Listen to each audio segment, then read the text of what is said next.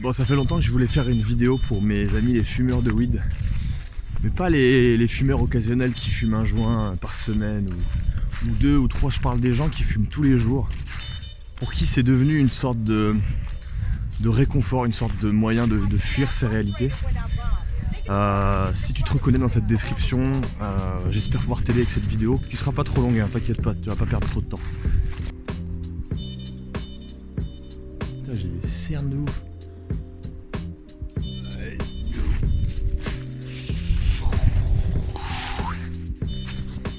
J'ai fait un constat, c'est que la plupart des gens qui fument quotidiennement, je dis bien la plupart parce que certains d'entre eux finalement s'en sortent très bien et ont parfaitement intégré ça à leur rythme de vie, très bien. Mais pour la plupart d'entre eux, c'est devenu un énorme problème. Je pense pas me tromper en disant ça, je l'ai moi-même vécu, dans le sens où quand on fume quotidiennement et que c'est devenu un petit peu un refuge pour fuir sa réalité qui nous est inconfortable, on est dans la passivité la plus totale en permanence. On a beau avoir des idées, des projets, être motivé, avoir des gens qui nous poussent, qui nous tirent vers le haut, il n'y a rien qui change.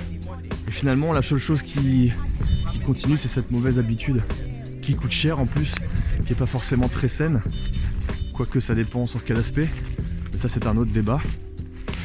Et le problème, c'est que finalement, quand on ambitionne de grandes choses, quand on a des objectifs qu'on s'est fixés, qu'on a envie de les atteindre, qu'on a l'envie et le besoin d'élargir sa zone de confort, ce qui va nous aider à faire ça, c'est finalement quand notre vie actuelle ne nous convient pas et qu'on n'est pas satisfait de ce qu'on a. C'est ça qui va faire en sorte qu'on va se bouger le cul et qu'on va sortir du confort pour aller chercher ce qu'on n'a pas encore. Alors que si on est défoncé en permanence, on ressent jamais cet état. Parce que quand on fume, on a une sensation de bien-être et de plénitude qui est passagère et qui nous fait un peu oublier que finalement notre vie elle ne nous convient pas. Et c'est en cela que je trouve que c'est un énorme piège dans lequel on tombe facilement. Et quand on tombe dans ce piège, finalement, on en arrive à se convaincre que notre vie nous convient, que tout va bien, que voilà, on se contente de ce qu'on a, mais au fond on sait qu'il y a quelque chose qui cloche et qu'il faudrait vraiment réussir à se débarrasser de cette mauvaise habitude. Mais c'est pas évident parce que ce serait lutter contre nos instincts dans le sens où on est programmé instinctivement pour fuir toute forme d'inconfort et on n'aime pas l'effort. De nature, on n'aime pas l'effort. On aime le moindre effort, on aime le confort. C'est l'instinct de survie qui veut ça. Et donc, c'est très insidieux le THC parce que ça va vraiment on va vraiment se mentir à nous-mêmes et croire que tout va bien. Alors que non, pas du tout. Alors bien sûr, c'est toujours facile à dire, beaucoup moins à faire, parce qu'une habitude, bonne ou mauvaise, d'ailleurs, quand elle est bien ancrée, quand elle est profondément ancrée, c'est très difficile de s'en débarrasser. Ce serait comme vouloir arracher ça à main nue ou avec des petits outils.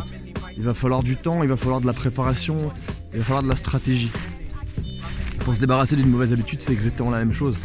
Donc s'il y a quelques conseils que je pourrais donner à des gens qui auront envie de se débarrasser de cette mauvaise habitude pour les aider à accomplir plus dans leur vie et à enfin réussir à avancer, déjà il va falloir comprendre ce qui se passe quand on fume dans le corps.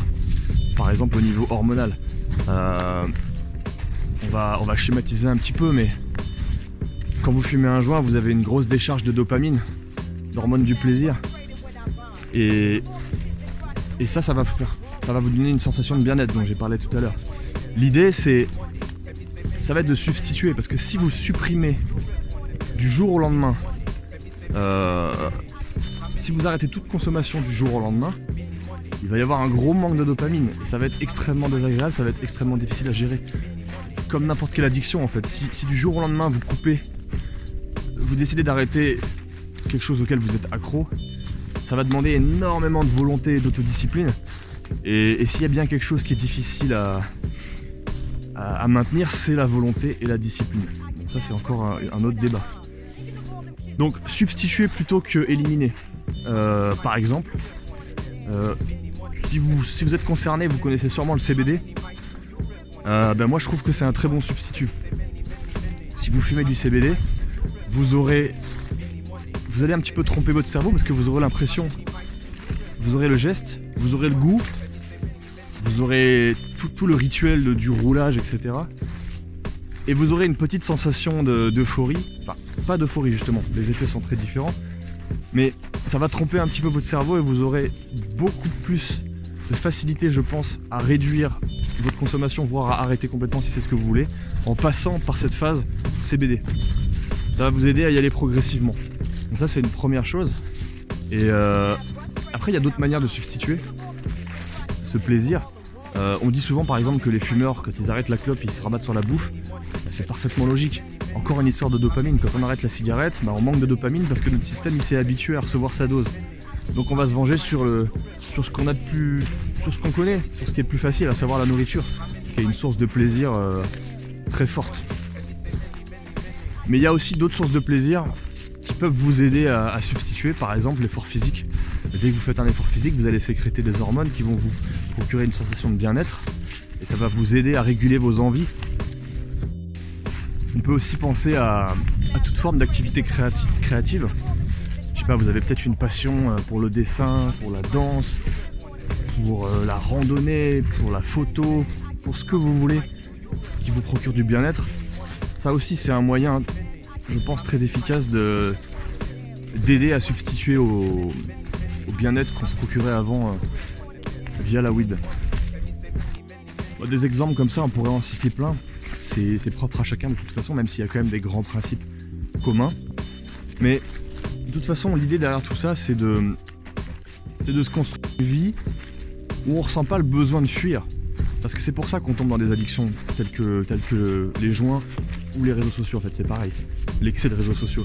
C'est ce besoin de fuir sa réalité parce que notre réalité, elle ne nous convient pas et qu'elle est source d'angoisse.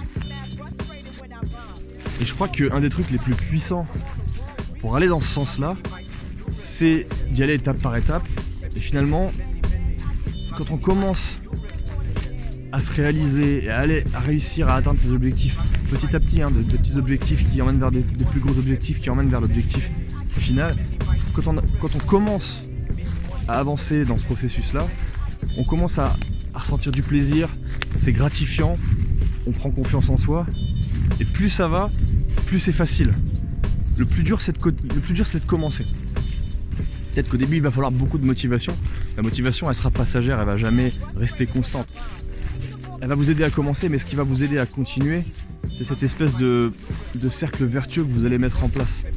L'idée étant que même pas à terme, au bout d'un certain temps on va dire, votre quotidien soit devenu source de bien-être, de gratification, de plaisir, par les actions que vous accomplissez, par l'impact que vous avez sur les gens, positif de préférence, et que tout ça soit source de tellement de plaisir que vous ressentiez plus en fait l'envie de fuir votre réalité parce qu'elle vous convient, elle vous comble de bonheur.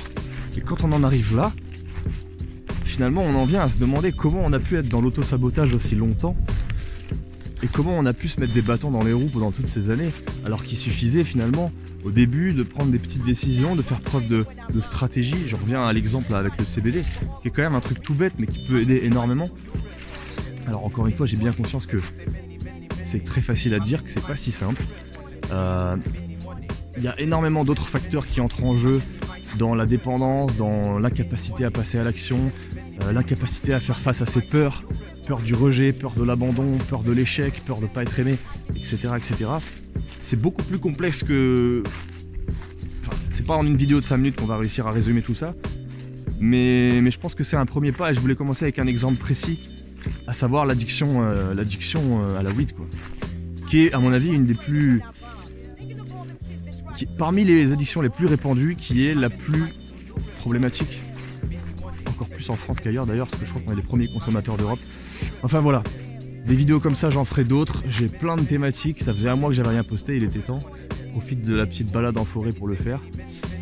Et sur ce, je vous souhaite une bonne soirée. Ciao.